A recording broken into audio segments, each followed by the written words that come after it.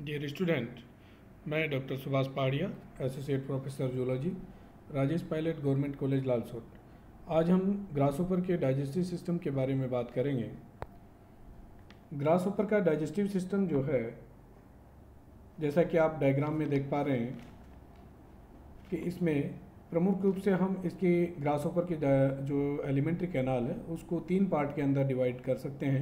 एक तो फोरगट, दूसरा मिडगट और तीसरा हाइंडगट।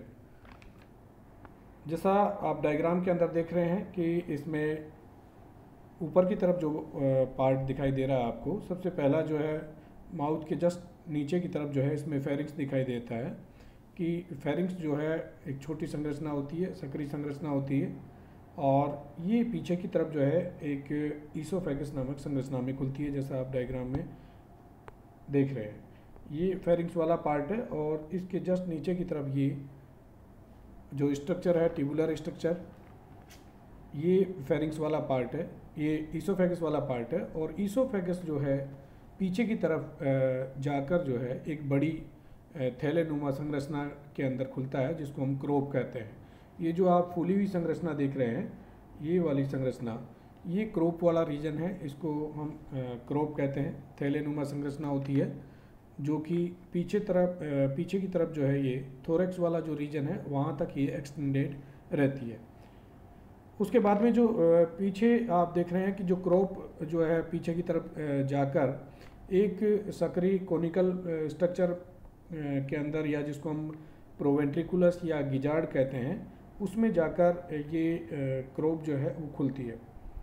ये वाली जो संरचना है आप देख रहे हैं, ये क्रोप है, ये गिजार्ड है, इसको हम प्रोवेंट्रिकुलस भी कहते हैं। तो जो क्रोप जो संरचना है वो पीछे की तरफ जाकर गिजार्ड में या प्रोवेंट्रिकुलस में खुलती है।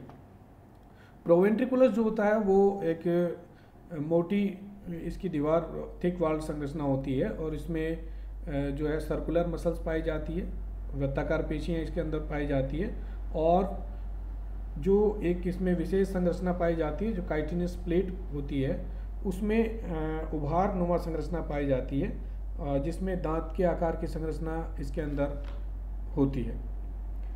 ये एक कॉम्प्लिकेटेड स्ट्रक्चर होता है और इसके अंदर एक मैस्टिकेटरी एपरेटस भी पाया जाता है, यानी कि भोजन को मैस्टिकेट करने का कार्य होता है या उसको मथने का जो कार्य होता है वो इस गिजार्ड के अंदर होता है। ये भोजन को ग्राइंड करता है, जो भी सॉलिड फूड इसके द्वारा लिया जाता है, तो वो संरचना इस प्रोवेंट्रिकुलस या गिजार्ड के अंदर आकर और उस भोजन को मथने का कार्य इस गिजार्ड के अंदर किया जाता है। इसके अंदर ही जो स्पिंक्टर मसल्स होती है वो भी इसके अंदर पाई जाती है। ये स्पिंक्टर मसल्स जो होती है पीछे की तरफ जाकर जो प्रोवेंट्रिकुलस होता है वहाँ पर इसके अंदर कार्डियक वाल्व पाए जाते हैं, जो कि जो भोजन का जो पथ है जो मिडगट में जाने देता है, वहाँ पर उसको ये कार्डियक वाल्व कंट्रोल करते हैं। ये जो आप पीछे की तरफ जो देख रहे हैं कि इसके अंदर जो मिडगट से जस्ट पहले की तरफ वाला पार्ट है, कि ये इसके अंदर जो गिजार्ड या प्रोवेंट्रिकुलस वाली जो संरचना है वहाँ पर ही कार्डियक वाल्व पाए जाते हैं, कि जो कि भोजन को मिडगट में जाने के लिए जो भोजन होता है उसको ये कंट्रोल करने का कार्य करते हैं। साइड में आप देख रहे हैं कि इसके अंदर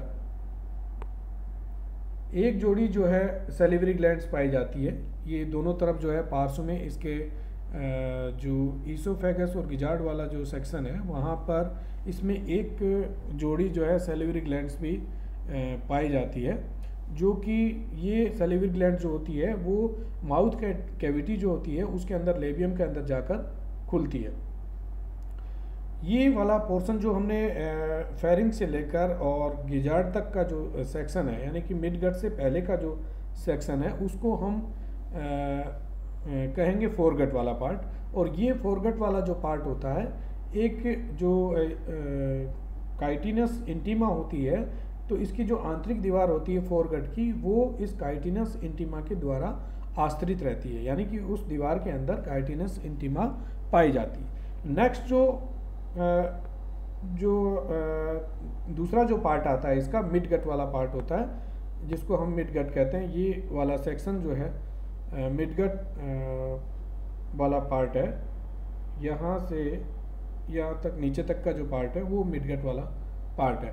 अब मिडगट को हम या मेजेंट्रन भी कहेंगे, या स्टोमक भी हम इसको कह सकते हैं, वेंट्रिकुलस भी कह सकते हैं, मेजेंट्रोल, मिडगट या स्टोमक, ये तीनों पार्ट जो है मिडगट के अंदर हम शामिल करते हैं।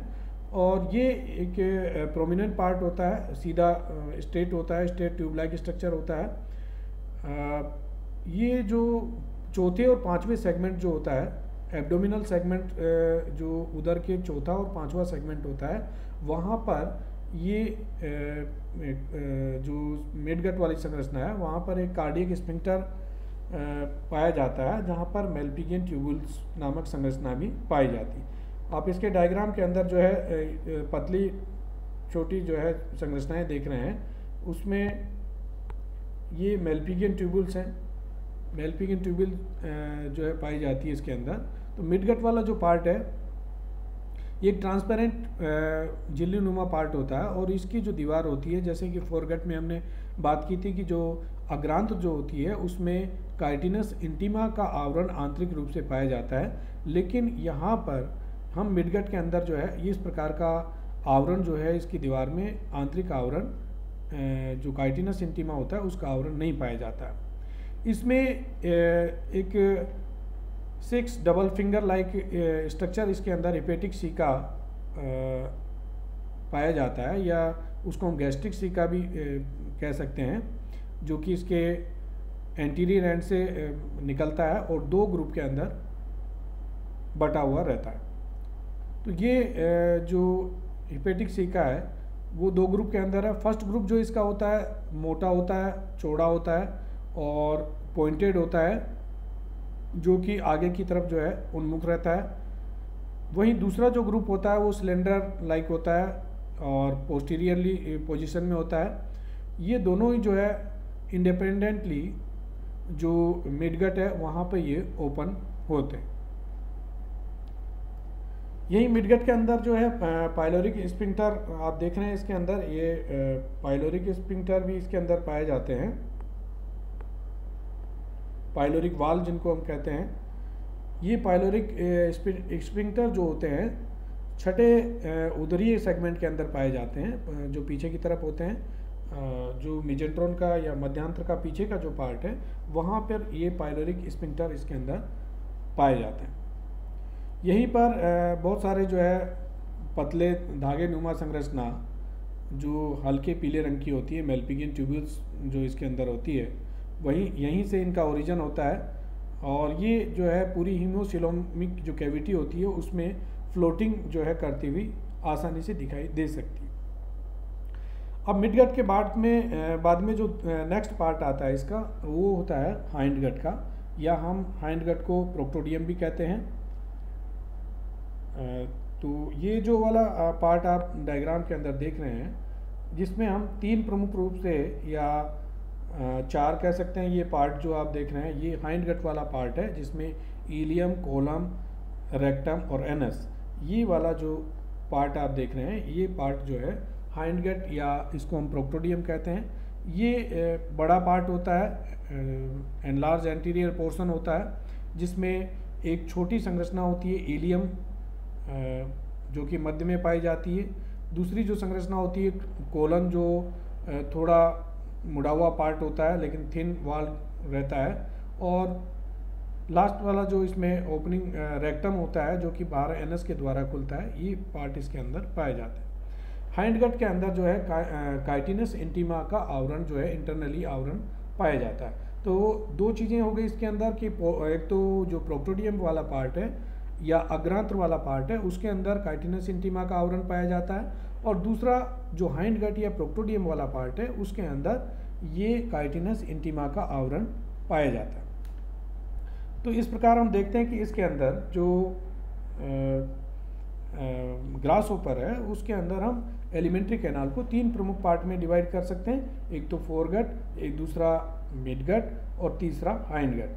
फोरगट में जैसा मैंने आपको बताया कि जो फेरिंग्स है, ईसोफेगस है, क्रोप है, गिजार्ड है, ये जो पार्ट 4 जो मेन पार्ट जो इसके होते हैं फोरगट के वो उसमें होते हैं। और दूसरा जो मिडगट वाला पार्ट या मेजेंट्रोन वाला जो पार्ट है उसके अंदर स्टोमक जो है प्रमुख रूप से पाया जाता है। और जो हाइंड गट वाला पार्ट है उसमें इलियम, कोलम, रेक्टम और एनस ये प्रमुख रूप से पाए जाते हैं। अब इसके बाद में हम बात करते हैं कि इसमें फीडिंग और डाइजेशन किस प्रकार से होता है। जो डाइजेशन वाला या फीडिंग वाला जो पार्ट है कि इसमें ग्रास ओपर के अंदर डाइजेशन किस प्रकार के होता है, तो पहली बात तो हम फीडिंग की बात करेंगे कि जो ग्रास ओपर है उसके अंदर प्रमुख रूप से ये वेजिटेबल जो होती हैं उसको भोजन के रूप में ग्रहण करता है। भोजन ये अपनी जो अग्रपाद होते हैं और लेब्रम और लेबियम उनकी सहायता से ये भोजन को ग्रहण करता है।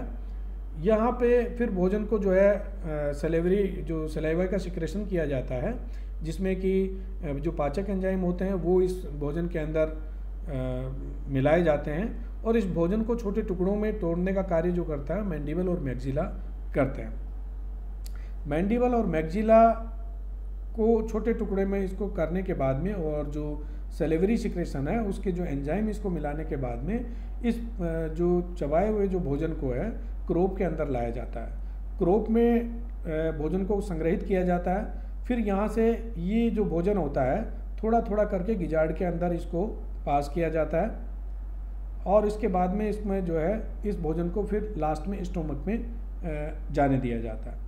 तो जो ग्लैंड होती है स्टोमक के अंदर, जो स्टोमक की दीवार के अंदर जो ग्रंथियाँ होती है और जो हिपेटिक सीका है उनके द्वारा जो एंजाइम सिक्रेट किए जाते हैं वो उन सब की क्रियाओं के द्वारा इस भोजन का पाचन किया जाता है। जो भोजन होता है ये जो पदार्थ जो भोजन के रूप में ग्रहण किए गए हैं जिनमें एंजाइम्स है ये स्लाइटली एल्केलाइन होता है और उसके बाद में कुछ एसिडिक जो सिक्रेशन होते हैं मिड गट के अंदर उनको मिलाया जाता है।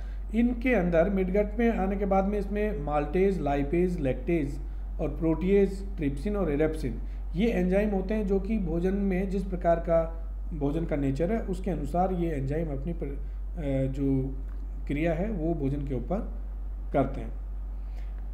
इसके बाद में जो भोजन है उसको जो मिडगट के अंदर अधिकांश भोजन का जो है अवशोषण किया जाता है।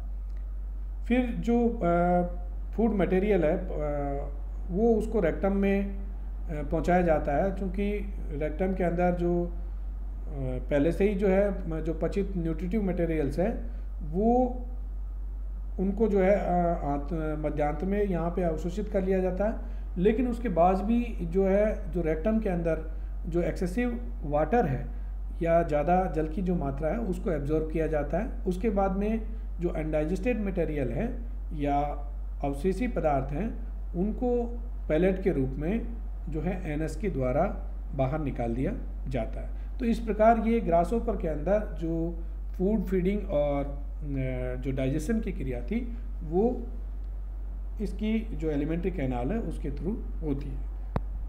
Thank you.